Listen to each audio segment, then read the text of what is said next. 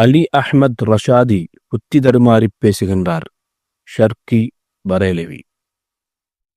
கௌசுல் ஆலம் முஹியுத்தீன் அப்துல் காதிர் அல் ஜீலானி கத்தஸல்லாஹு சிர்ரஹுல் அசீஸ் அவர்களின் பெயரால் இலங்கையில் அதிகமான பள்ளிவாசல்கள் உள்ளன.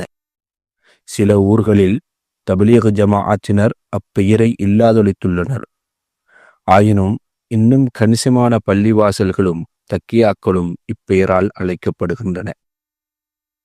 இப்பெயர் கொண்ட சகல பள்ளிவாசல்கள் தக்கியாக்களில் கௌசுல் ஆலம் முஹியுத்தீன் அப்துல் காதிர் ஜீலானி கத்தஸல்லாஹு சிர்ரஹுல் அசீஸ் அவர்களின் பெயரால் மௌலிதுகள் ஓதப்பட்டு கந்தூரிகள் கொடுக்கப்பட்டு வந்தன.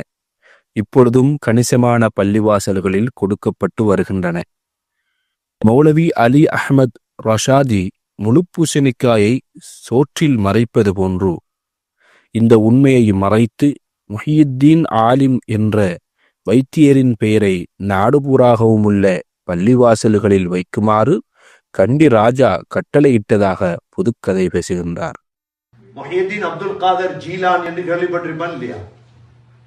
ஸ்ரீலங்காட முக்காவாசி பள்ளியில பேர் முஹியுத்தீன் தான்.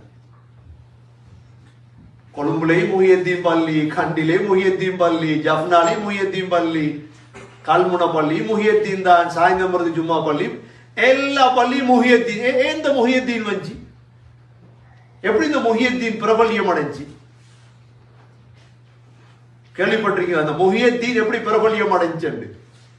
இது முஹியுத்தீன் அப்துல் காதர் ஜீலானி ஸ்ரீலங்காவுக்கு வரவும் இல்லை. இது கண்டி மன்னன் ஆளும் பொழுது முஹியுத்தீன் என்ற ஒரு ஆலிம் இருந்தார் கண்டில. அந்த நேரம் கண்டி மகன், அந்த அரசனுடைய மகன் நோயாளி ஆயிட்டார். எல்லா மருந்தும் செஞ்சு பார்த்தாரு, சோமாவது இல்லை.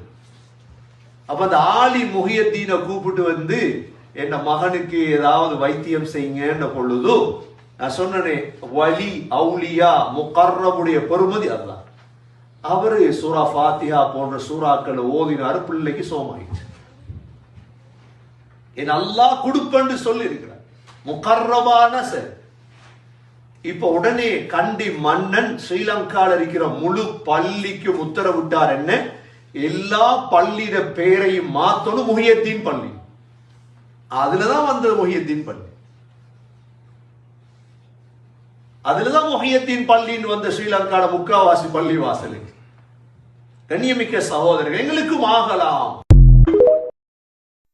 இந்தியாவில் தமிழ்நாடு, கேரளா உள்ளிட்ட பல மாநிலங்களிலும் முஹியுத்தீன் மஸ்ஜிதுகள் உள்ளன.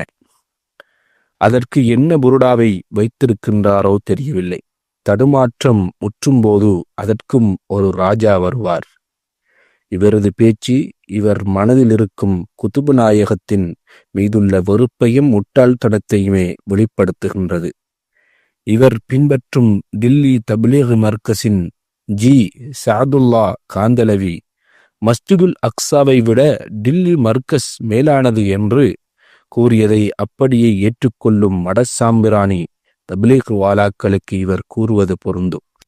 வரலாறு தெரிந்த சாதாரண அடிமுட்டாலும் இவர் பேச்சை காது கொடுத்து கேட்க மாட்டான்.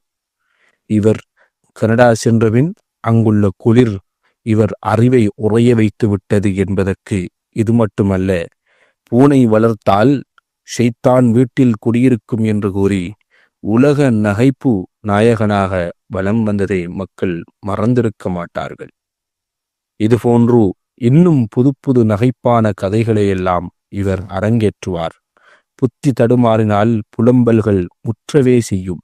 புத்தி தடுமாற்றம் எந்தளவு முற்றியுள்ளது என்பதை பொறுத்திருந்து பார்ப்போம்.